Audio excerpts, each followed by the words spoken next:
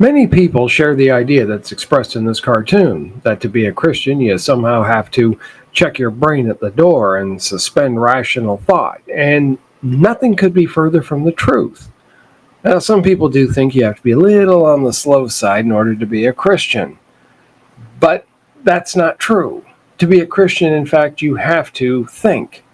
And we're going to look at that today in Acts chapter 17, when Paul is on Mars Hill and he's debating with the Stoics and the Epicureans and explaining to them this altar that they have to the unknown God.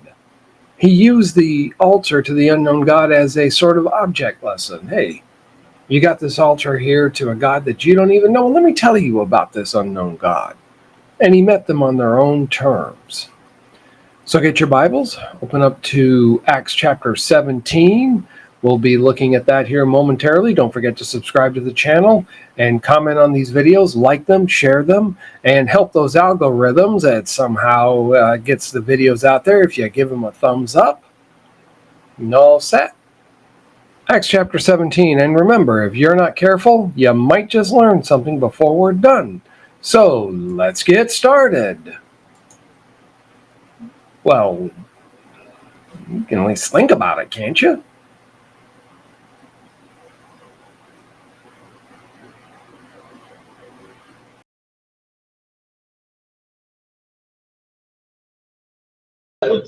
Verses 17 through 26. So he reasoned in the synagogue with the Jews and the God-fearing Greeks, as well as in the marketplace day by day with those who happened to be there. A group of Epicurean and Stoic philosophers began to dispute with him. Some of them asked, "What is this babbler trying to say?" Others remarked, "He seems to be advocating foreign gods." They said this because Paul was preaching the good news about Jesus and the resurrection. Then they took him and brought him to a meeting of the Areopagus, where they said to him, "May we know what this new teaching is that you're presenting? You're bringing some strange ideas to our ears, and we want to know what they mean." All the Athenians and the foreigners who lived there spent their time doing nothing but talking about and listening to the latest ideas. Paul then stood up in the meeting of the Areopagus and said, "Men of Athens, I see that in every way you are very religious. For as I walked around and looked carefully at your objects of worship, I even found an altar with this inscription, 'To an unknown God.' Now what you worship as something unknown, I am going to proclaim to you. The God who made the world and everything in it is the Lord of heaven and earth, and is not what is temples built by hands. And he is not served by human hands, as if he needed anything, because he himself is all in life and bread and everything else. From one man he made every nation of men, that they should inhabit full earth, and he determined the time set for them and the exact places where they should live."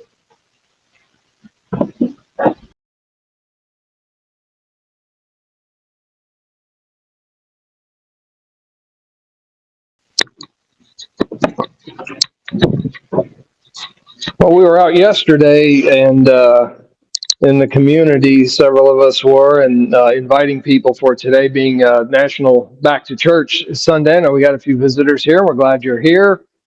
And we hope you'll make this your church home for the ones that are in town, and glad for the visitors who are here from out of town.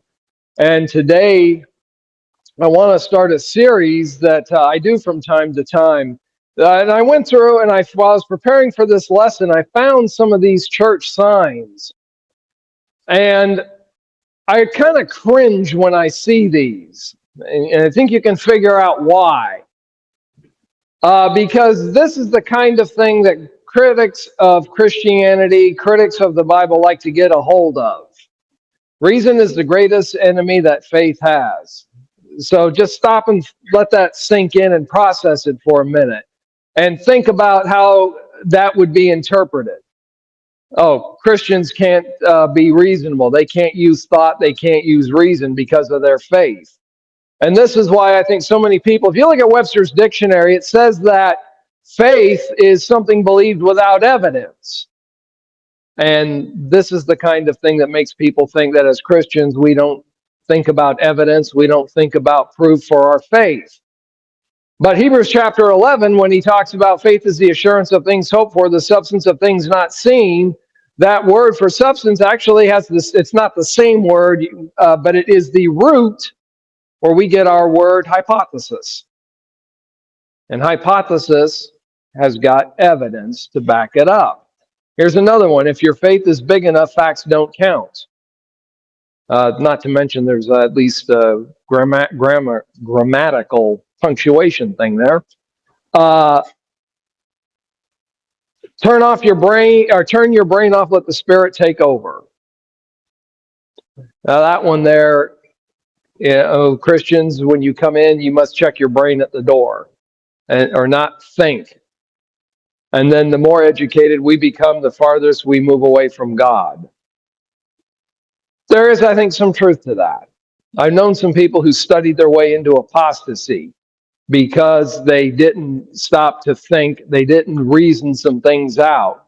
See, the message is clear that the church is the kind of place where you have to check your brain, and independent thought is a lot of times discouraged. Now, you know that I have always said, no, you need to think for yourself. You need to study this for yourself and not just take my word for it.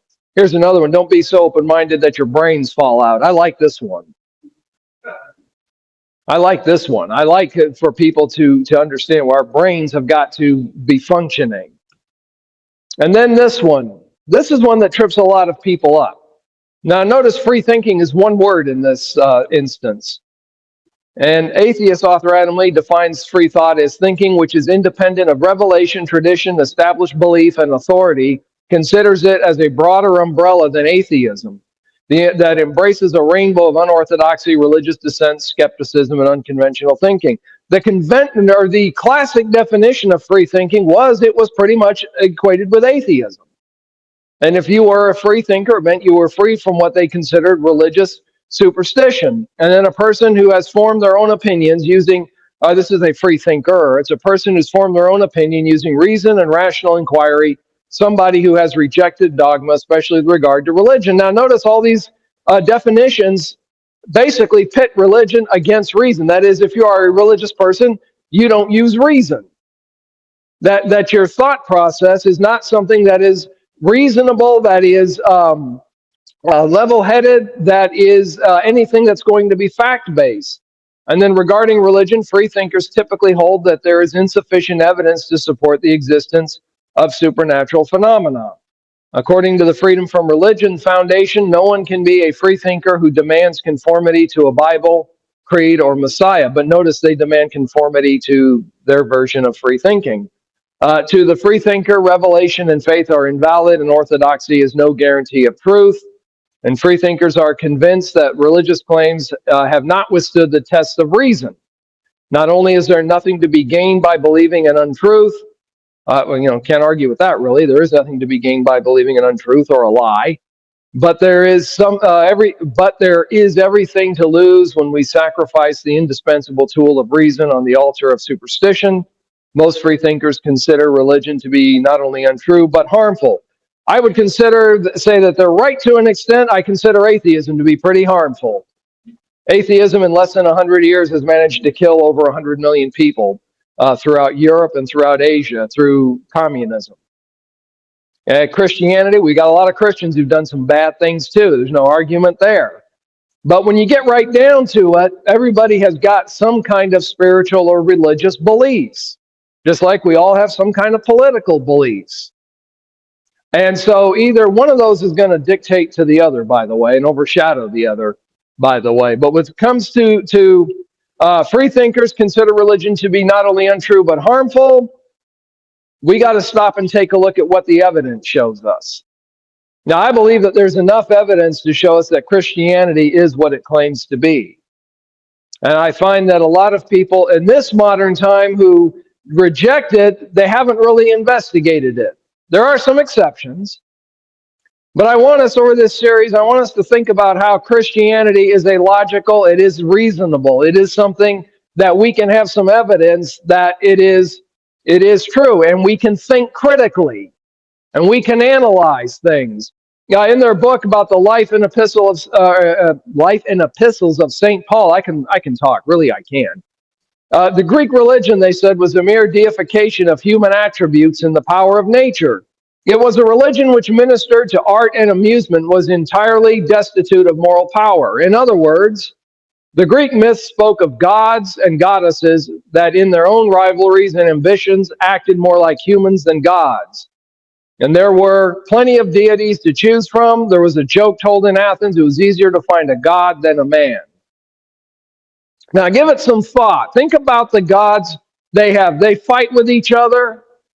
There's myths and legends of them killing each other, having children with each other, their children rebelling. That sounds an awful lot like humans. Now compare that to the God of the Bible, who says, first of all, you're not going to have any other gods before me. Ixnay on the statues and on the graven images. And you notice that God, if you look at, for instance, the most obvious example, Exodus, where he's dealing with the Egyptian gods, Moses, when he wrote that book, he understood Egyptian theology. He understood how those Egyptian gods functioned and understood how each of those plagues, for instance, was an attack on one of their gods. And notice which god came out on top. So there's a big difference between the God of the Bible and the gods of the Egyptians or the Greeks or whoever. They are not the same. There's a big difference. And in Athens, as what's left of the Acropolis, in Paul's day, though, all this was associated with their religion. The city was so devoted to the philosophy that when Paul got there, and of course he's doing some sightseeing, they're wanting to hear something new. They just love to do that, kind of reminded me of these. Sometimes you see this in the old movies, maybe in Mayberry on the Andy Griffith show or something. They go to the general store and you got the two old guys sitting out there playing checkers, or they're just watching people go by, and then they're just waiting to hear some new news come by. That's basically what happened here on Mars Hill, where Paul is meeting these people. So I want us to go look at this idea of not checking our brains. Let's use our brains and think. And here's how Paul shows us how it's done. First of all, notice when he got up there on Mars Hill, he debated, but he didn't berate them. He didn't rebuke them, scold them, or chide them, which is the definition of berate. You notice he just met them on their own turf and met them with a logical presentation of the gospel. A logical presentation about who this unknown God is. And like any good teacher, he tailored his presentation to the audience. Any of you who've taught before, you know that not every class is going to be exactly the same. Not every student is exactly the same. The idea of one size fits all, it doesn't work. Because always you're going to run into somebody whose size doesn't fit whatever you've got. An example of this that I thought of was when we worked in a couple of group homes, and there was one congregation that really supported one of the homes that we worked in. They were big supporters of it. And about once a year, we would load the kids up on Sunday afternoon. We'd go up to Oklahoma City and worship there with this congregation. They would have a meal afterwards, and it was just a good time to get together. Well, this particular Sunday, we went up there. We've got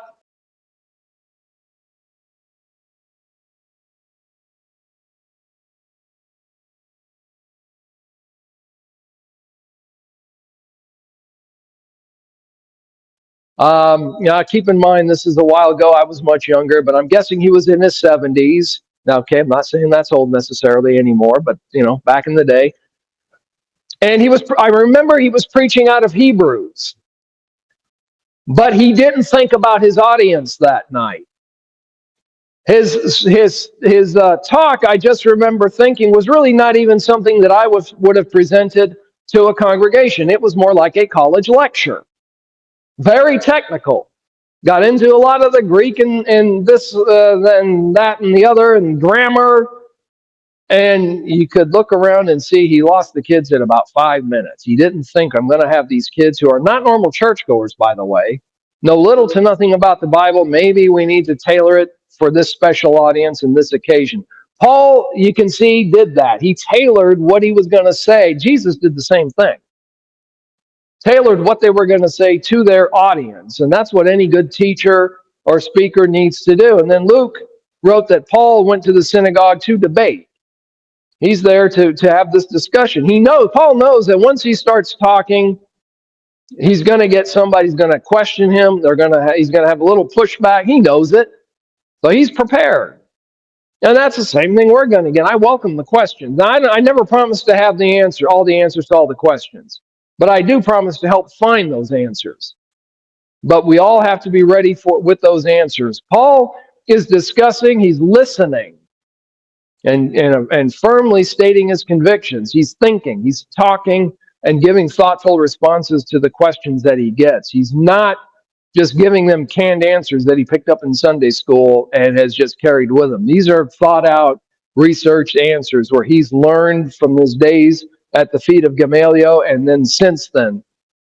And in Galatians chapter 1 and 2, we know that after his conversion, he consulted with the apostles and made sure that they were on the same page, that he was preaching the same thing that they were preaching, and everything checked out. He preached the exact same thing that the other apostles who had been with Jesus since the days of his ministry were preaching. And so discussing, he's listening, he's not backing down, he's holding his own, and he's presenting the gospel. He's not doing what you see in this picture. He's not getting in people's faces. He's giving them a chance to talk. He's effectively presenting the gospel, so we don't have to yell and belittle. In fact, if you start doing that, that's a good indication that you're pretty insecure in your position, that you don't have a basis for your argument, or you have a weak basis for it. But we've got a firm foundation we can stand on. We've just got to know the foundation ourselves. So Paul's going to make a point of distinguishing God from the idolatry and the philosophers of the culture. These people have got many gods. And just in case they missed one, there's this altar over here to the unknown God. They don't want to leave anybody left out, anybody to feel left out. We don't want to offend anybody.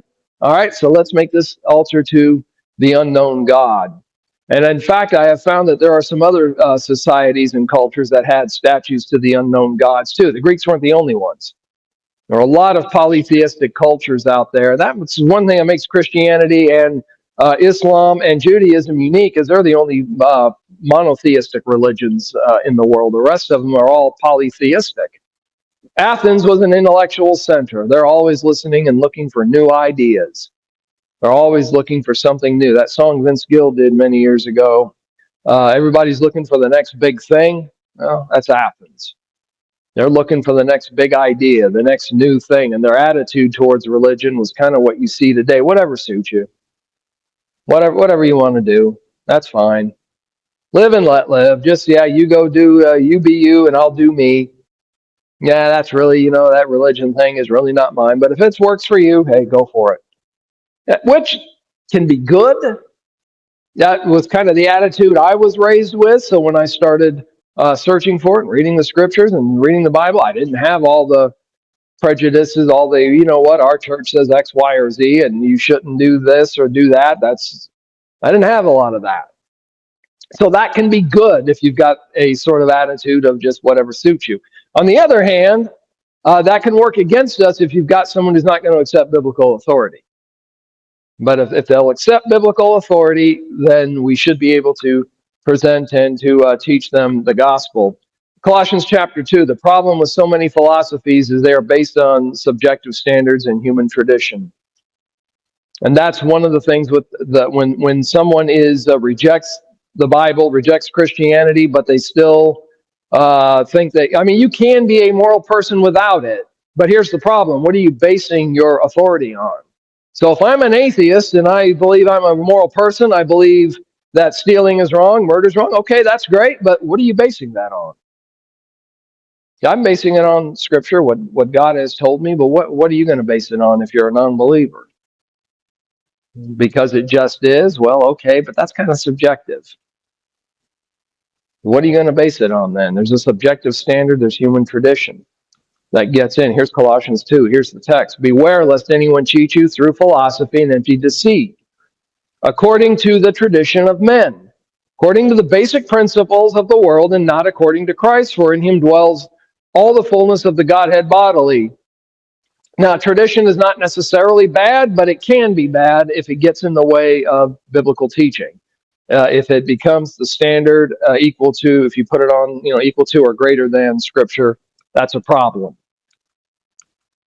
So for all the Athenians and the foreigners who are there, they spent their time in nothing else but to tell or hear something new. They just wanted to hear the latest idea, latest gossip, looking for the next big thing. Okay, we're kind of tired of that idea. Anybody got a new one?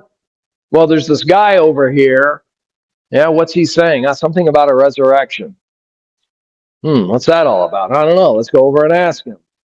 And that's how they got into the discussion with Paul. Then Paul is going to appeal to reason. If you look at what he says here, he's not preaching about some pie in the sky, bearded old man sitting there. He's using logic. He is building a reasonable case. Look at verse 27. He explains that God made every nation from one man to inhabit the earth so that what? We would seek God. We've got a built-in, humans have got a built-in, some call it the God hole, God-shaped hole that only God can fill. But we've got that inner desire for something, that spiritual side of us, that's going to seek God. Now, some will try to fill it with things besides God. This is why people have problems with alcohol. They become workaholics. They get into drugs. They get into other things because they're trying to fill that spiritual side with something that it's not going to work unless it's God, unless it's the Lord. So they'll find God, reach for God and find God. He's not far from us. It's not that hard. We just have to set aside ourselves, take ourselves off the throne, and submit ourselves to what the Lord wants. Paul states some reasons here for our arguments to believe in the God of the Bible. Number one, he's the creator of the universe. God made everything. It's reasonable to conclude the universe had a creation and a creator, that it had a beginning. All that's very reasonable to conclude. And there's a book out by Norm Geisler and Frank Turek called I Don't Have Enough Faith to Be an Atheist. Because if you think about it, the universe had to have come from somewhere, and to be an atheist and have believe that, you got to believe it popped up out of nowhere, or maybe that it's always existed or self-created somehow. But there's no way that, with no laws of science we know of, that could cause that. Secondly, God is the sustainer of life. It's at His hands that we have everything that we need. He created the seasons, the growing seasons, gave us what we have to sustain us. He gave us the right atmosphere, the right alignment of the planet, everything we need to sustain ourselves. And then God is the ruler of the nations. That's also the theme of the book of Daniel. God rules the nations. And Daniel, in fact, Nebuchadnezzar even admitted that. One of the most politically powerful men on earth at the time, probably the most powerful, and yet he eventually came to recognize that Daniel's God, the God of Israel, really rules the nations. And then God is the father of human beings. In one sense, He's the father of everybody. He created us. On the other, on a more intimate set, He is the father of Christians in the spiritual sense, in that we have accepted His gift of salvation. We are following Jesus, following His Son, trying to anyway. And so in that sense, He's the father of us. He's the ruler, sustainer, and creator. And then Paul presents Christianity as logical and reasonable. The Bible gives us an objective standard for right and wrong. Now remember, when you look at the Old Testament, and you look at a lot of the stuff there, remember, there is a record being made. It doesn't mean that everything is approved of. And I think that gets lost a lot of the time. For instance, David and Bathsheba. I don't see anywhere in there where God said He approved of that. But I do see where it's recorded. It happened. But then God also, remember, gave David a punishment. His son that he had, the first child he and Bathsheba had, died. And there was a price to be paid for, and that's when the 51st Psalm got written. So, just because it's recorded doesn't necessarily mean that there is approval of it. And in Acts 17 and Romans 1, we see appeals to natural revelation. There is a creator. Got it backwards. There is a creation. Therefore, there's got to be a creator. There's a building here, therefore there was someone somewhere who designed it, and there was a crew that built it. Your car, I rather doubt your car just popped up out of the ground in the driveway one day. Someone somewhere designed it. Someone put it together. Someone shipped it to the dealership where you bought it, or somebody bought it and you bought it from them.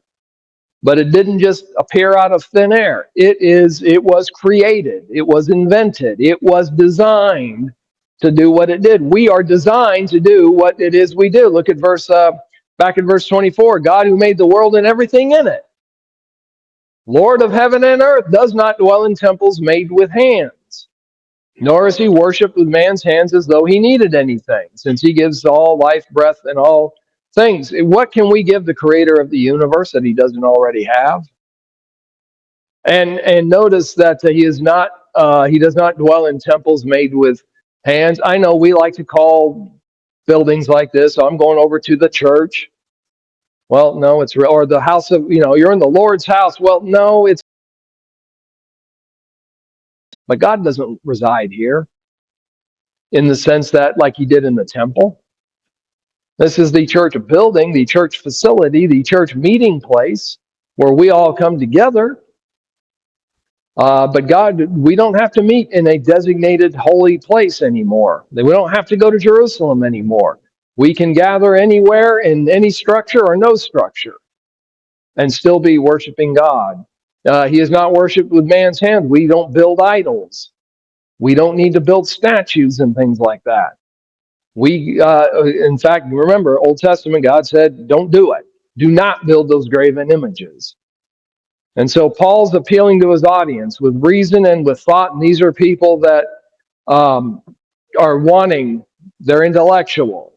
They're wanting to be challenged. They're wanting to think. And so Paul is doing that. He's meeting them on their own grounds. Uses their language, even quoted their poets, and trying to reach them with terms they would understand. That's critical to remember, to put things in terms that your audience or your student or your class can understand. I one time quoted somebody in a discussion. It was a comedian that I quoted, who's also an atheist, and wait, he's an atheist. Why are you quoting him? I said, hey, Paul quoted pagan philosophers, and you notice he didn't get struck down. So I think we're okay. We can quote people to make the point, to illustrate what we're trying to learn. Just make sure the quote is something that is appropriate for your audience. And he did not compromise Christian principles. That is key, especially today when there's so much pressure to compromise the gospel message. Don't compromise it. It is what it is. It says what it says. And we cannot compromise it. We can't change it. God did not give us that authority. And then he explains the unknown God with a reason and a logical approach. And I noticed something. The New King James says the altar was to the unknown God. And I haven't checked the language on this because I didn't notice it until I saw it on the screen. But the NIV says to an unknown God. I'm not the other. But the idea is that they had a God that they wanted to make sure, in case there was a God up there, they wanted to make sure they didn't miss him. They didn't want to offend him. I even found an altar with this inscription, to the unknown God. So let me tell you about this unknown God. You're worshiping him without knowing him, but let me help you out here. Let me tell you about him. I had a friend who once did, I think he was in Prague. He was in Europe somewhere. Pretty sure it was Prague. And he did just basically what Paul did. He was with a street corner preacher, and they weren't really getting anywhere. And he realized, number one, his partner wasn't speaking the language really well. And number two, he wasn't using anything that his audience would. And he was in an old European city with a unique architecture. And so he started using the architecture and the buildings and the creation of those and how nice they were. And now let's talk about how God created us, just like these buildings were created by somebody. Long story made short. So Paul's assuming here as a truth that there is a God who made the world. And that's where we have to start as the first truth. There's a God out there, and that's really what Genesis does. In the beginning, God created. It's just assuming the existence of God as a first truth. And then Paul further argues that this God could not be confined to a temple. and that this God, the gods that they're worshiping rather, are confined to the temples, and so they could not be the supreme God. If you have to come to this temple to worship Zeus or Hercules or pick your god, if this is where you're going to do it, and he's confined to this temple, how can he be a supreme God? How can he be the creator of the universe if he's got to stay in this temple that you created? But God, because he is the creator of everything, he's outside of time, space, and matter. And the Greek word here for worship is to serve, to wait upon. So a couple of meanings here that Paul might have. Number one is referring to the notion among the pagans that gods were fed or nourished by offerings made to them. In some cultures, I think this still happens where they'll leave food at the base of statues for their god. Usually the birds or whatever gets it. And so they would bring things for their gods. And Corinthians talks about the meat in the marketplace sometimes being offered to gods, various gods. And then you might also be referring to people who are employed in the temples to serve gods, kind of the keepers of the temple, the ones who made sure that things for the gods were ready for their various services and ceremonies and what have you, preparing the sacrifices and that sort of thing. So the idea that was prevalent among them, and I think is still prevalent in some primitive cultures today, that taking care of the gods, much like we take care of people. So he's affirming the creator of things cannot be dependent on his creatures. God is not dependent on us for his supper. He's not dependent on us for anything. We're dependent on him. And so the course of worship that they offer in their temples, pretty absurd for the God of creation, for the God of the universe. So we can see Christianity is logical, it's reasonable. You don't have to turn off your brain to believe. And notice the responses that Paul got there on Mars Hill. One was to reject it. Oh yeah, they sneer. Yeah, right.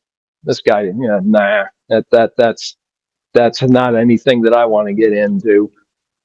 Some of them, wanted some more information. We'll hear you again on this matter. And then some received it. Verse 34. A few men believed and joined Paul. Yeah, I hear what you're saying. Yeah, that makes sense, Paul. Tell me more. What do I need to do? And so you've got to make a decision. Which one will you do? Reject it, want more information, or accept it?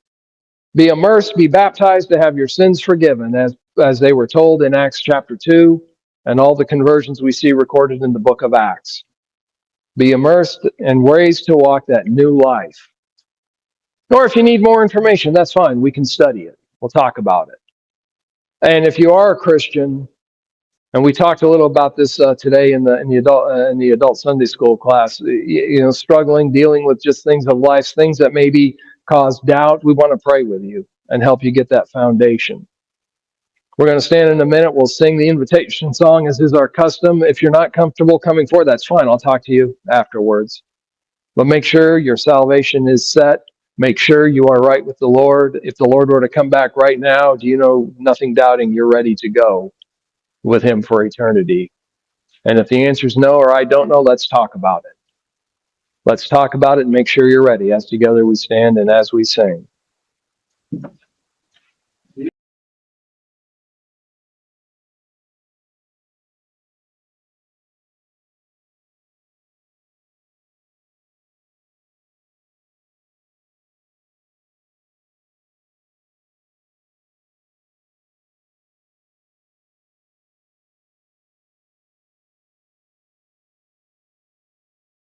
Jesus is tenderly calling me home, calling you today, calling today.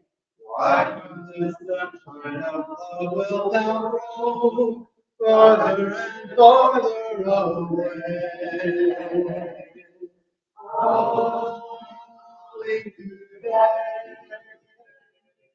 calling today. Jesus is calling.